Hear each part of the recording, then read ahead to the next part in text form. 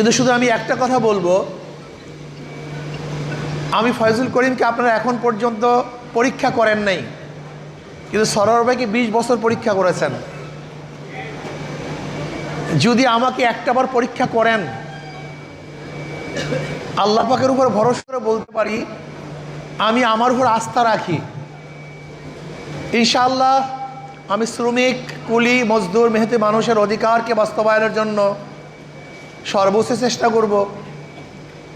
সবচেয়ে বড় কথা হলো, যদি মনে করেন আমি নির্বাচিত হই, তাহলে গরিবের একটা টিন কি আমি আত্মসাৎ করব? আপনাদের কি মনে হয়? আপনারা কি মনে করেন আমি একটা টিন আত্মসাৎ করব? ধরে না, যদি আমাকে নির্বাচিত করেন, আমি কি গরিবের একটা কম্বল আত্মসাৎ করতে পারবো? যদি ধরে নেন আমাকে নির্বাচিত করেন, গরিবদের বরাদ্দকৃত এক মুষ্টি চাউল কি আমি আত্মসাৎ করতে পারবো? তার মানিটা কি? আমার কাছে গোটা গরিবের মাল নিরাপদ, তাদের জীবন নিরাপদ, তাদের ইজ্জত নিরাপদ। আমি আমার বাবাদেরকে বলবো, আমার বোনদেরকে বলবো, আপনারা হাত পাখাকে একটাবার পরীক্ষা করুন। কয়টা বার? শুধু একটা বার পরীক্ষা করুন। যদি আমি ফেল করি, দ্বিতীয়বার আপনাদের কাছে আসবো না, আসার প্রয়োজনীয়তা মনেও করব না। কিন্তু মনে রাখতে হবে, ইসলাম দুনিয়াতে ফেল করার জন্য আসে না, পাশ করার জন্য আসছে। আল্লাহ যদি আমাকে কবুল করেন, আমাদের বরিশাল অঞ্চলের মুসলিম, হিন্দু, বৌদ্ধ, খ্রিস্টান তাদের জানমালের নিরাপত্তার জন্য আমি সর্বোচ্চ চেষ্টা করব।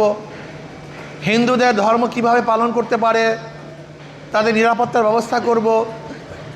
তারা কিভাবে ব্যবসা করতে পারে, চাঁদামুক্ত শহর ঘুরতে পারে, সেই ব্যাপারে আমি ইনশাআল্লাহ যথেষ্ট পরিমাণ চেষ্টা করব বলে আমি আশাবাদী। এর জন্য আমি আমার যারা সামনে উপস্থিত আছেন, আমার পুরুষ বাবারা এবং আমার মা বোনেরা, আমি অনুরোধ করব একটা বারের জন্য হাত পাকা প্রতীকে একটা ভোট দিবেন। শুধু একটা বারের জন্য হাত পাকা প্রতীকে একটা ভোট দিবেন। ইনশাল্লাহ আমি আশা করি আপনাদের এই সন্তান বরিশালকে সুন্দরভাবে সাজাতে পারবে ইনশাআল্লাহ। আমি সংসদে কথা বলতে পারবো, আমি বোকা না, আমি বোবা না। আমি ইনশাআল্লাহ জালেমদের চেহারা উন্মোচন করতে পারবো। বরিশালকে সাজাবার জন্য যতটুকু দরকার ইনশাআল্লাহ আমি বরাদ্দ আনতে পারবো বলে আমি মনে করি। আসুন, আপনারা শুধু ভোটই দিবেন না, আমি অনুরোধ করব যারা এখানে আসেন সবাই প্রত্যেকের জায়গার থেকে হাত পাকা প্রতীকে একটা ভোট চাইবেন, দেওয়ার ব্যবস্থা করবেন। আমি মনে করি আপনারা শুধু সমর্থক নন, আপনারা একজন আমার কর্মী হবেন, এই আশাবাদ ব্যক্ত করে আপনাদের সময়কে লস করছি, এর জন্য আমি ক্ষমা প্রার্থী। যেহেতু আমি সবার কাছে গিয়ে দেখা করার কথা ছিল, কিন্তু আমার বিভিন্ন প্রোগ্রাম থাকার কারণে আমি আমার সময় দিতে পারলাম না। আপনাদের সবাইকে ধন্যবাদ। আসসালামু আলাইকুম।